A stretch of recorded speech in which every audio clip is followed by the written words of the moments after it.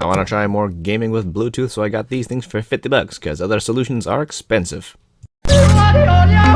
After the hammerheads, I had to have APTX, which is low latency and all that good stuff, so let's take a look inside. This thing has two compartments, one for the little receiver itself, which we can kind of just slip out from this main compartment here. Behind it seems to be a little sleeve of the books, I guess. And if we take a look on the other side, there's your cables and a lanyard. Oh. Anyway, outside the box, you got your main receiver item. You also have the lanyard, which I'm not sure about. You also get your cable, USB-C. And you also get this little packet that I showed earlier, which has all your books inside it. Now the lanyard's supposed to go in this little hole, which is on the clip, which you clip to your clothes, which I guess is nice, but I'm not sure why you'd need it unless you're shirtless or something. A great perk about this item is that it's tiny, next to this American quarter and my LG G6. Even in the hands, it is a very small, diminutive little piece of technology. It's got this little itty bitty on button. It's large enough to press, so you'll never miss it, but you have to hold it down to turn it on. So, you know, you don't have to worry about any weird mispresses. It blinks like that when it's needs to be paired, which I haven't done yet. Gotta hold the button down for a few seconds to turn it off.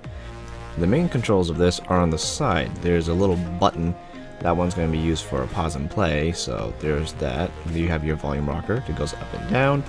But a weird quirk is that if you hold volume down, that will skip your track forward, and holding volume up will skip it backwards. So that's kind of weird to get used to, but I'll take it as it comes. On the back, you get a nice metal clip. This thing is fat, and it feels relatively secure. I don't have too many worries. On top, you'll have your jack, which is actually made of plastic on here. The scratches here are just on a plastic film I forgot to remove. Under it is plastic, but it doesn't scratch too easily. The rest of the body is made of metal and has ridges, feels nice and cold. That part is made of plastic for the NFC to pass through. What's nice about this device is you have USB-C, which a lot of modern Bluetooth things just don't have, so thumbs up. Now this device I would probably recommend to people who want to use their nice headphones like me. I have this pair of AudioQuest Night Owls that I love a lot, and I've made a little short cable for it because I have detachable cables. Operation of this device is very simple. All you gotta do is turn it on, plug it in, and yeah, that's about it. It's pretty good. I like it. Very simple. Now most people will still have to deal with like a longer cable, which is going to be the standard cable of their headphones or even their earbuds, but once this thing's clipped on you, you don't have to fumble around with the cables. You don't have to worry about it being unplugged or being pulled out the jack when you stand up or something like that. Everything's on the receiver. Regarding the whole cable fumble thing, I just kind of leave my thing in my pocket, but you still have this cable, you know. So that's going to be just tucked away. But the nice thing is you don't have to worry about your phone being tethered to it, so it's a lot less to worry about. Still, for some people who will put it up high because you want the controls, you're going to have to deal with this cable sticking out in the back of your mind, dangling. If you can, try to get a short cable. You can buy one or make one. You can clip it on your upper side without worrying about your cable anymore. You can put it in your pocket if you want to. Makes everything more convenient.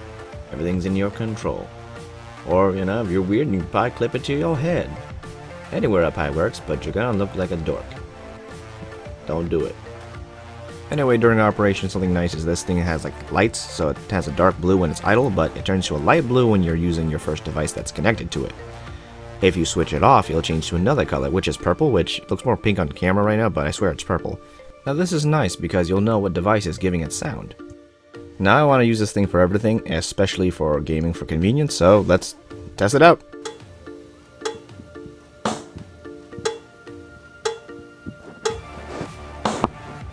When gaming, I didn't notice any lag at all, so this is pretty nice. This is due to the APTX codec, which is going to be found on most PCs with Bluetooth 4.1 and above, I believe.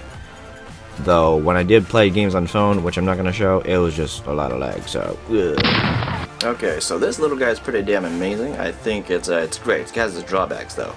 Now, this thing only has a battery life of 8 hours, and that's about it, but that's pretty damn good for how little it is.